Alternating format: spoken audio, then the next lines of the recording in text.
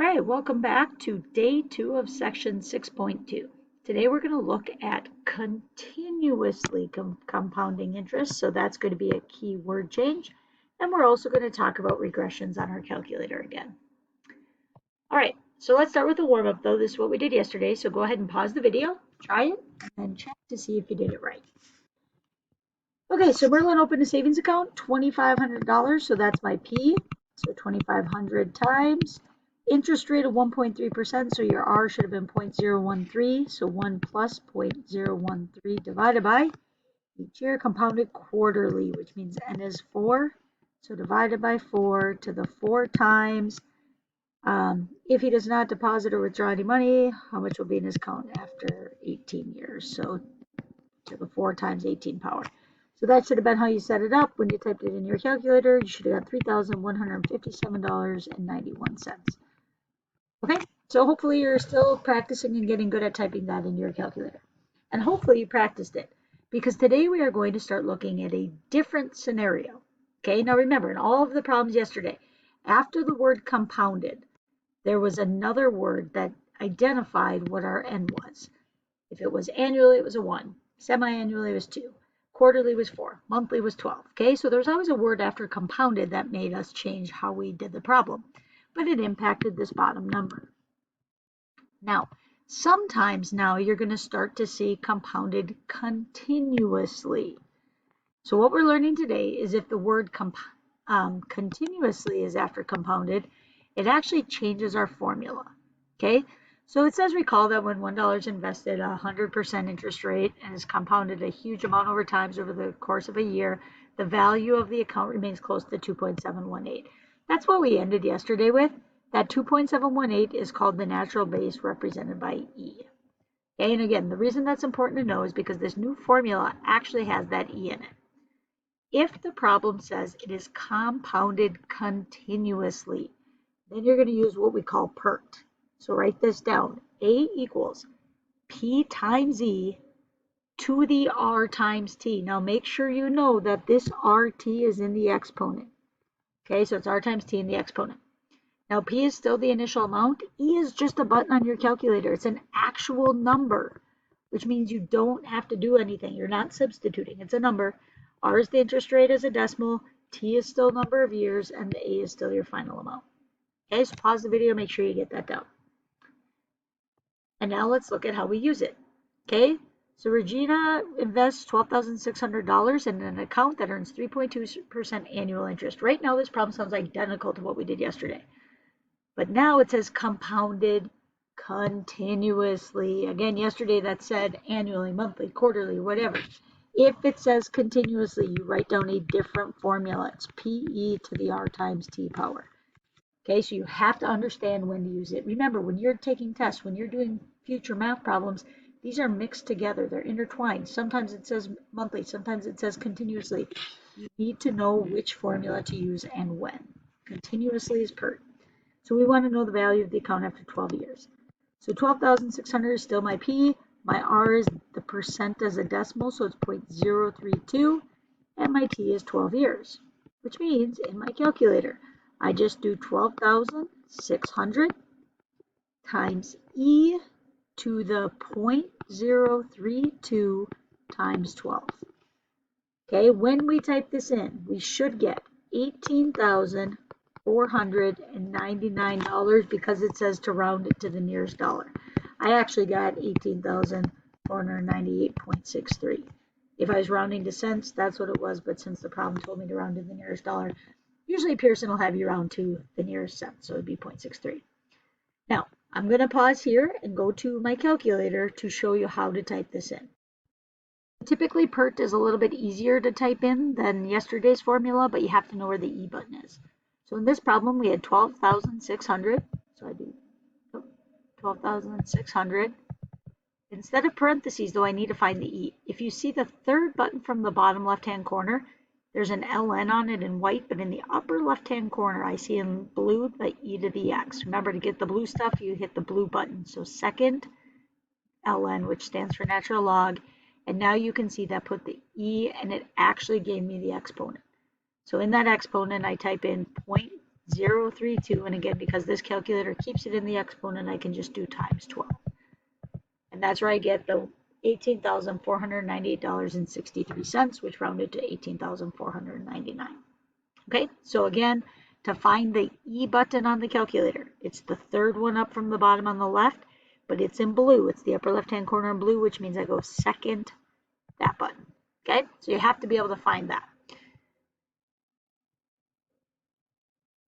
All right, so let's go back to our lesson now. Sorry, I'm just gonna go through. All right, so here we go. I want you to try one on your own now. So not only try writing it, but also try typing it into your calculator to make sure you can get it. Okay, so go ahead and pause the video, try these two problems, and then come back to check. Again, this time we're investing $125,000, so that's my principal. My rate is 4.75%, so I have to move the decimal place twice, so 0.0475. Compounded continuously, which makes me know I use PERT. Okay, so I just write down PERT, 125,000. E, my R is 0.0475. 15 years for this one to the times 15. When I type that in, I got 254,885.32. So if you got that, you're doing pretty well. Again, this one was still PERT this time, even though the 125,000 was the same. The E never changes. The R was the same. This time I'm going to do it for 30 years, so I multiply that exponent by 30. When I type that one in, I got $519,732.23. Okay, so again, not necessarily hard to use, but compared to yesterday, you're looking for that word continuously. And again, even in your homework tonight, you'll have some that say continuously, you'll have some that say monthly. You have to pick and choose. And remember, as soon as it doesn't say continuously, as soon as it says one of the others, like monthly, quarterly, or whatever, n times per year is really what we're talking about. That's when you use the formula A equals P times 1 plus R over N to the NT. Okay, so understanding the difference of when to use those things is important. Okay, last but not least, we have to be able to do regressions and some more work on our calculator. Okay, so this one says Randy is making soup. The soup reaches boiling point and then, as shown by the data, begins to cool off. Randy wants to serve the soup when it is about 80 degrees Fahrenheit or about 10 degrees above room temperature, and room temperature is 68 degrees. Okay, so here's what's weird about this. Okay, so, well, I guess first let's answer this question. It says, why might the temperature follow an exponential decay curve? If we plotted this, it actually looks like it's decreasing fairly quickly. Okay, so it kind of looks like this. It goes down and not in a line if you plotted it. Okay. But here's what's weird about the exponential model for these situations. In the problems that you'll get in this section, it is unfortunately not just as straightforward as it's been when we've done regression in the past. First, we need to identify, or we know that it's going to be exponential. So we're going to find the exponential regression, which makes us think it's the same. The only difference is that we have to account for the fact that it's way up here. Okay, because room temperature is at 68 degrees, this graph has actually been shifted up. And unfortunately, our calculators will only identify exponential regressions when they approach 0.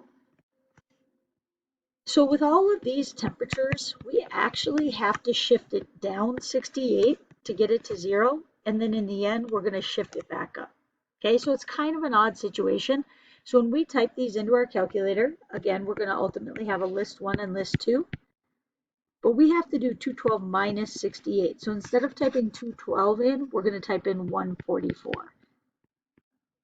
Instead of typing in 185, you're going to do 117. Okay, so from all of these, we're going to subtract 68.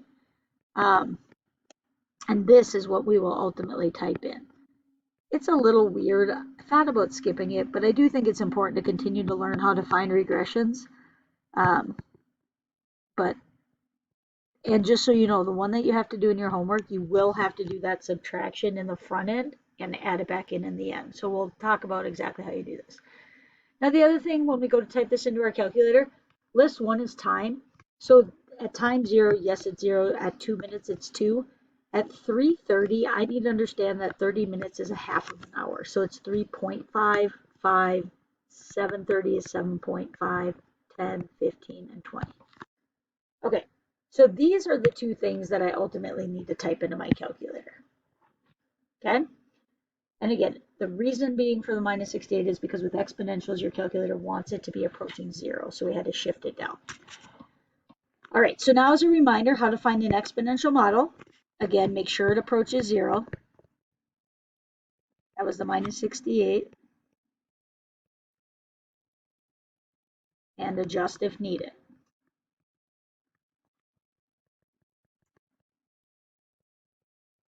So in this case, we subtracted 68. And I will tell you that when I did the Pearson problem, I had to do the exact same thing. I just subtracted 68 again. I don't think they'll give you a weird twist beyond that.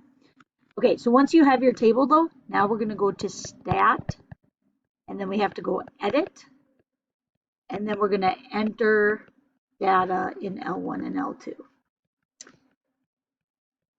And I'm going to finish writing this list out before we move on to the next slide so that you know exactly what you need to do. Step 2, once you have all your data in, then we need to find the regression, and we're looking for the exponential regression. In order to do that, we hit the Stat button again. We go over to Calculate, and then it's going to be number 10, I believe, which is exponential regression. And then you're just going to hit Enter until it shows up. Depends on your calculator how many times you have to do that. Step 3, though, then you're going to write out your exponential.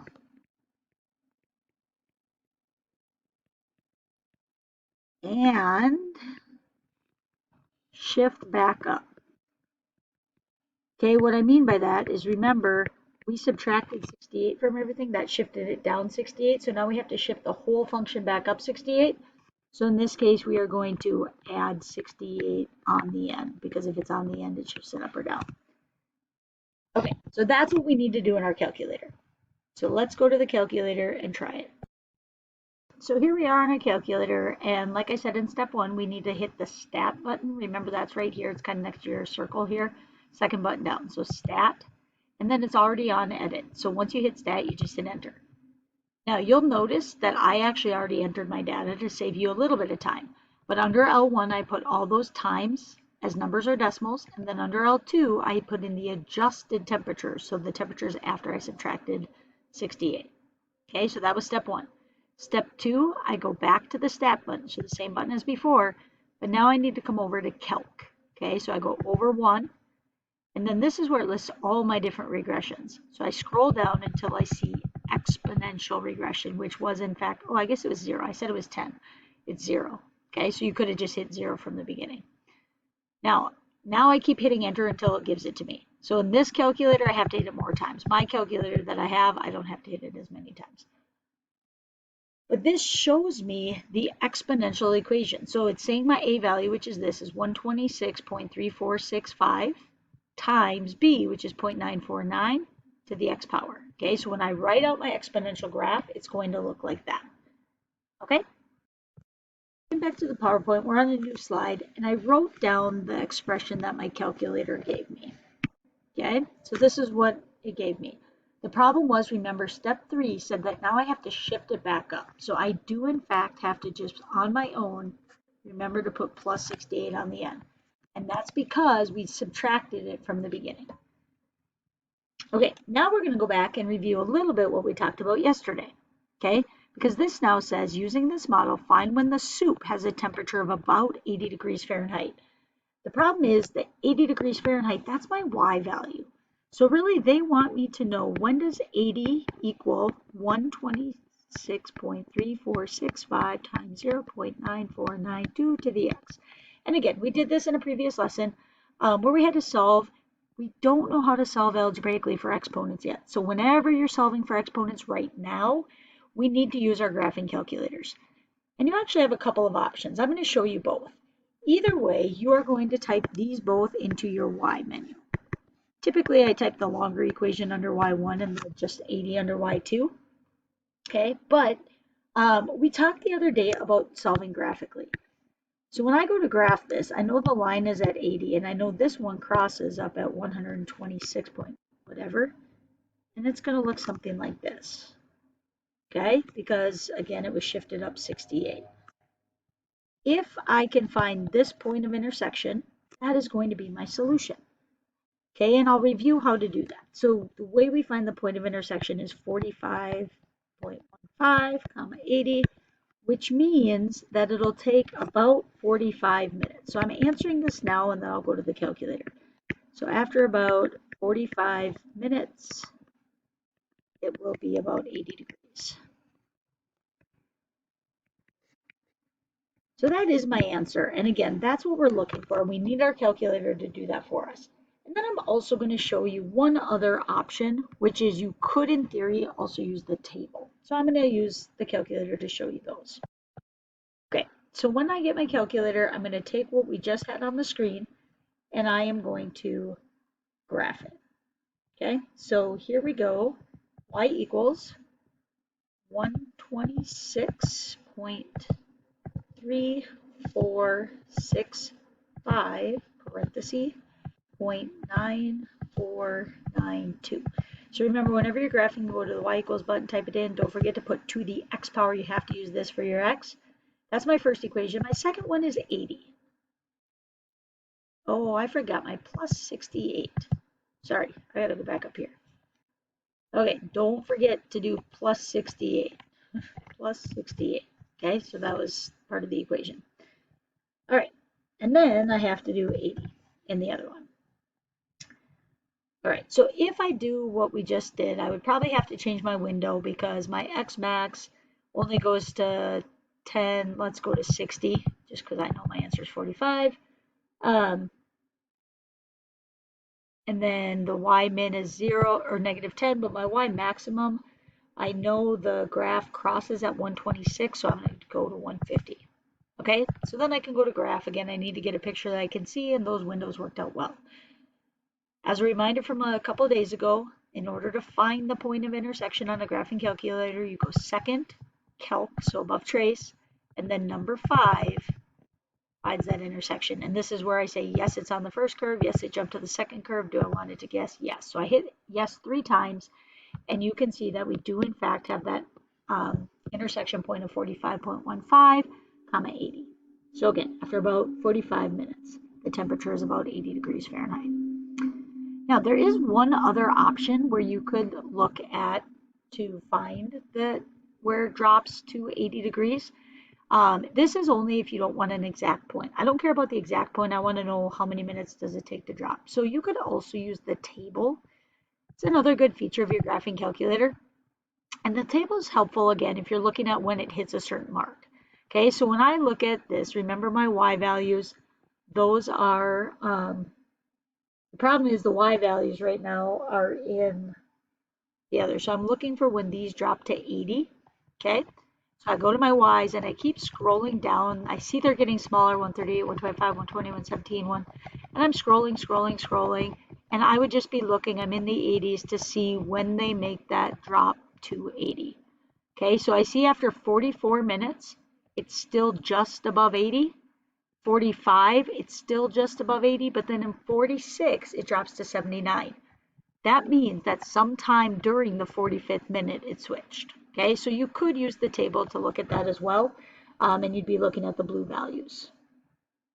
So that's how we can use our calculator, again, to solve when we're solving for an exponent. Typically speaking, I like to find the point of intersection, but it is good to know that your table is here as well. All right, last but not least, here's the summary of what we talked about. In section 2, we talked about AB to the X. Specifically, we started talking about compound interest. And remember, compound interest is when we're talking about compounded n times per year. And finally, we talked about compounded continuously, which is where you use per. So go ahead and go to Pearson. You should be doing your 6-2 Pearson practice for day 2.